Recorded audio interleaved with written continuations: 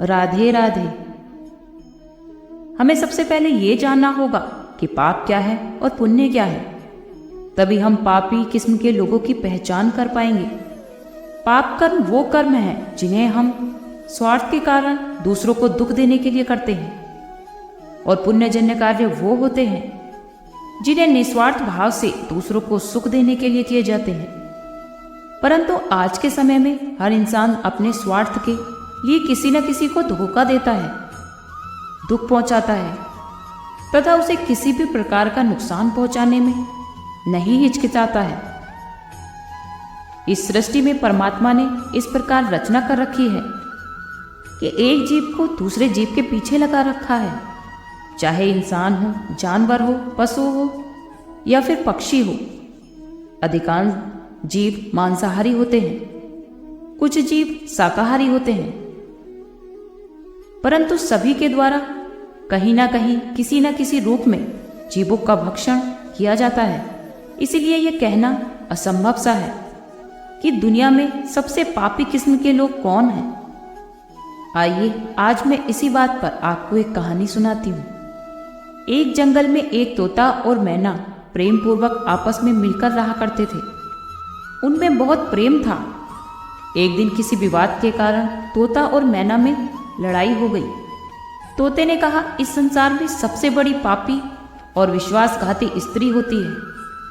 तब मैना ने जवाब दिया कि इस संसार में सबसे ज्यादा पापी और विश्वासघाती पुरुष होते हैं। वे दोनों इस बात पर आपस में लड़ते रहे और अपने विवाद के निदान के लिए वो भगवान श्री कृष्ण के पास गए और उन्होंने उनके सामने अपनी बात बताई। श्री कृष्ण ने तोते से कहा, तुम ये बात कैसे कह सकते हो कि संसार में स्त्री पुरुषों की अपेक्षा ज्यादा पापी और विश्वासघाती होती हैं। दोस्तों, अगर आप ये कथा सुन रहे हैं तो इसे पूरा सुनिए। इस कथा से आपको बहुत बड़ा ज्ञान मिलेगा। तब भगवान श्री कृष्ण से तोता बोला, हे प्रभु, मैं आपको एक कहानी सुनाना चाहता हूँ जिससे हम सबको यह साबित होगा कि स्त्री पुरुषों की अपेक्षा ज्यादा पापी और विश्वासघाती होती है। तब भगवान श्री कृष्ण बोले, ठीक है, तुम कहानी सुनाओ। तोता कहानी शुरू करने वाला ही होता है कि तभी माता रुक्मिणी आ जाती हैं और कहती हैं कि हे प्रभु, मुझे भी ये कहानी सुननी है, मैं भी इसे सुनना चाहती हूँ। तब भगवान श्री कृष्ण कहते हैं, ठीक है, बैठो, आप भी सुनो। फिर तोता भगवान श्री कृष्ण और माता रुक्मिणी के सामने कहानी सुनाने लगता है। तोता कहता है कि एक राज्य में एक अग्रसेन नाम का राजा राज्य करता था।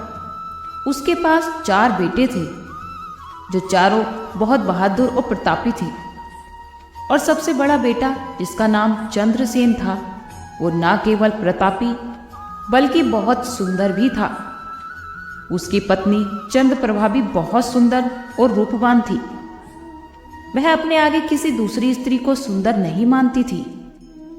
एक दिन राजा अग्रसेन ने अपने बेटे चंद्रसेन को उसकी किसी बात पर या नाराज होकर राज्य से निकाल देने का आदेश दिया। राजा का यह आदेश सुनकर सभी इस बात से चिंतित हो गए। फिर चंद्रसेन अपने महल में गया और उदास होकर बैठ गया। उधर चंद्रसेन को उदास देखकर उसकी पत्नी ने पूछा, हे प्राणनाथ, आप उदास क्यों हैं? आप इतने मुरझाए हुए क्यों हैं? आप एक राजकुमार होकर भी इतने चिंतित क्यों हैं? तब चंद्रसेन सोचने लगा कि मैंने बहुत बुरा किया है और अपनी सारी बातें अपनी पत्नी को बता दी। उसी समय उसकी पत्नी मूर्छित हो जाती है। फिर दासियों ने चंद्रप्रभा के मुंह पर गुलाब के पानी का छिड़काव किया। तब जाकर वह होश में आई। अब होश में आकर चंद्रप्रभा ने अपने पति राजकुमार चंद्रसेन से कहा, आप मुझ दासी को छोड़कर अन्य प्रदेश चले जाएंगे तो मैं आपके बिना कैसे जी पाऊंगी? मैं भी आपके साथ ही चलूंगी। तब राजकुमार चंद्रसेन कहते हैं, तुम मेरे साथ कैसे चल सकती हो, क्योंकि दूसरे राज्यों में तो अनेक प्रकार के संकट होते हैं। और तुम नाजुक हो, महलों में रहने वाली, ये कष्ट कैसे बर्दाश्त करोगी? तब राजकुमार की बात को सुनकर राजकुमारी चंद्रप्रभा कहती हैं, हे प्रीतम, जितने भी तुम दूसरे राज्यों में आएंगे वह सब हमारे साथ रहते हुए सुखी लगेंगे, लेकिन महल के सुख बिना आपके जंगल के दुखों से भी अधिक डरावने लगेंगे, इसलिए मैं भी आपके साथ चलूंगी। अब तोता कहता है, हे प्रभु, राजकुमारी चंद्रप्रभा की आंखों में आंसू देखकर चंद्रसेन ने मन में ये सोचा कि वो मेरे बिना नहीं रह सकती, इसलिए मुझे उसको तड़पते हुए छोड़कर जाना सही नहीं होगा। इन सभी बातों को सोचते हुए राजकुमार चंद्रसेन अपनी पत्नी चंद्रप्रभा से कहते हैं, तुम उदास मत हो, हम तुम्हें साथ लेकर जाएंगे। ये बात सुनकर चंद्रप्रभा खुश हो जाती है और अपने पति के साथ जाने की तैयारी करने लगती है। अगली सुबह वो अपने राज्य से बाहर निकलकर एक जंगल में पहुंचते हैं। वो दोनों चलते चलते थक जाते हैं और फिर वो दोनों एक बरगद के वृक्ष के नीचे विश्राम करने का निर्णय लेते हैं। वो दोनों बहुत थके हुए थे। ठंडी हवा के झोंकों में उन्हें तुरंत नींद आ गई, परंतु कुछ समय के बाद वहीं पर एक सांप ने चंद्रप्रभा को काट लिया। फिर तोता कहता है, हे प्रभु, आगे सुनिए। सांप के डसते ही राजकुमारी तड़पने लगी और चंद्रसेन की आंख खुल गई। राजकुमारी को तड़पता हुआ देखकर और सांप को जाता हुआ देखकर चंद्रसेन बेचैन हो गए और कुछ ही देर बाद राजकुमारी की मौत हो गई। इसी प्रकार मृतक राजकुमारी को देखकर ऊंचे स्वर में चंद्रसेन रोने लगे। फिर चंद्रसेन ने मन में सोचा, अब जब जीवन संगनी ही मर गई है तो मैं जीकर क्या करूंगा? मैं भी इसी जंगल में अपने प्राण त्याग दूं। ऐसा मन में सोचकर वह चंद्रप्रभा के शव के पास से उठा और जंगल से लकड़ियां इकट्ठी करने लगता है और रोकर कहता है कि मैं भी चंद्रप्रभा की चिता में जलकर मर जाऊंगा। लेकिन तभी उसी समय स्वर्ग से एक देवदूत आता है और चंद्रसेन को रोते हुए देखकर उसके मन में दया आती है। वह राजकुमार चंद्रसेन के पास जाता है और पूछता है कि तुम क्यों रो रहे हो? आखिरकार तुम्हारा दुख क्या है? तब राजकुमार चंद्रसेन ने देवदूत से कहा, मेरे पास अपना दुख कहने की हिम्मत नहीं है।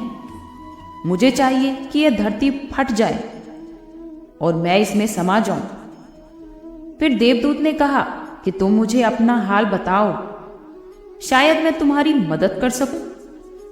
फिर चंद्रसेन ने कहा, महाराज, मैं एक राजकुमार हूं और राजा अग्रसेन का पुत्र हूं। मेरे पिता ने मुझे राज्य छोड़ने के लिए कहा था, इसीलिए मेरी पत्नी और मैं इस जंगल में चलते चलते यहाँ आ गए थे। यहाँ आकर मेरी पत्नी को सांप ने काट लिया और उसकी मृत्यु हो गई और मैं लकड़ियां इकट्ठा कर रहा हूँ ताकि मैं भी अपनी पत्नी के साथ ही जलकर अपने आप को भी अग्नि के हवाले कर सकूं। तब तोता कहता है कि हे प्रभु, आगे सुनिए। चंद्रसेन की बातों को सुनकर देवदूत कहते हैं, राजकुमार, तू बड़ा मूर्ख है। ये तो संसार है, यहां तो इंसानों का आना जाना लगा रहता है। इस शरीर को तो एक दिन सभी को त्यागना पड़ेगा। तू भी ये बात जानता है।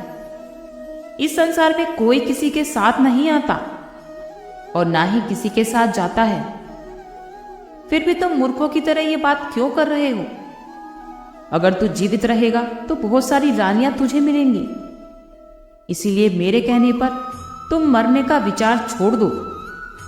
इस मानव शरीर को प्राप्त करने के लिए देवता भी बेहद इच्छुक होते हैं, तो फिर तू इस शरीर को क्यों नष्ट करना चाहता है?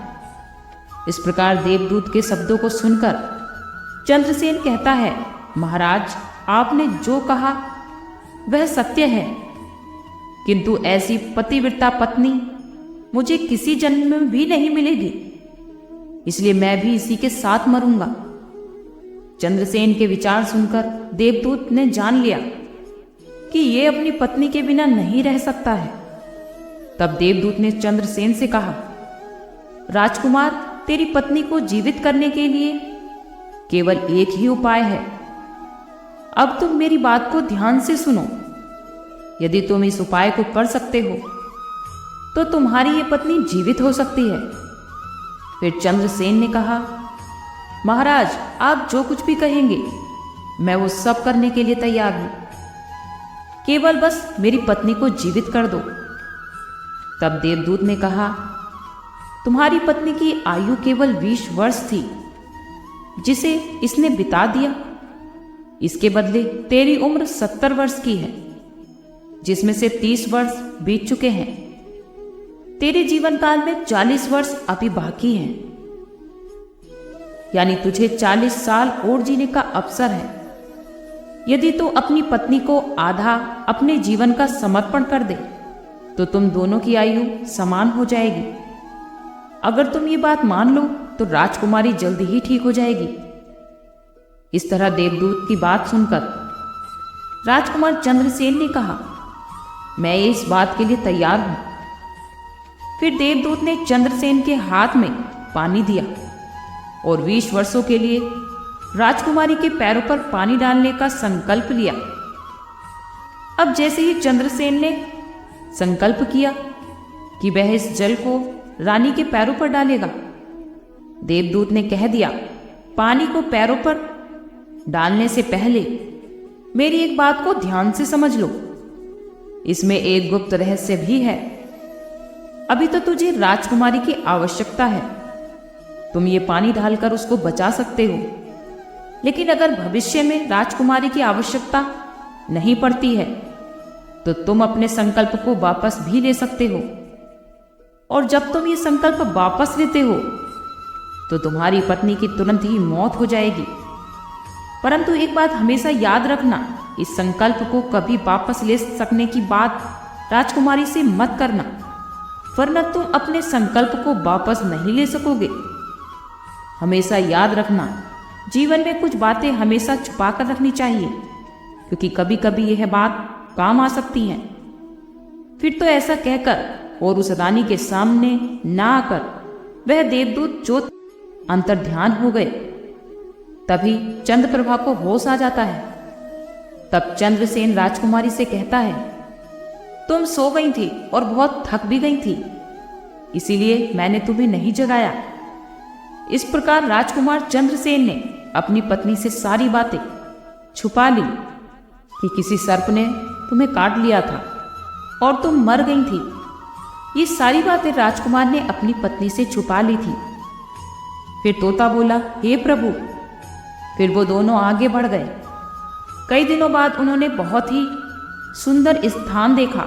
वहां पर एक भिक्षु की कुटिया थी। जब वे वहां पहुंचे तो उन्होंने देखा कि एक युवा भिक्षु शांति से बैठकर कोई साधना कर रहा था। वे दोनों बहुत ही थक गए थे, इसीलिए वो भिक्षु के पास बैठ गए। उस समय राजकुमार ने अपनी पत्नी से कहा, राजकुमारी, हमें प्यास लगी है, हम कुएं पर जाकर पानी पी लेते हैं, और अगर तुम भी प्यासी हो तो मैं तुम्हारे लिए भी पानी ले आता हूं।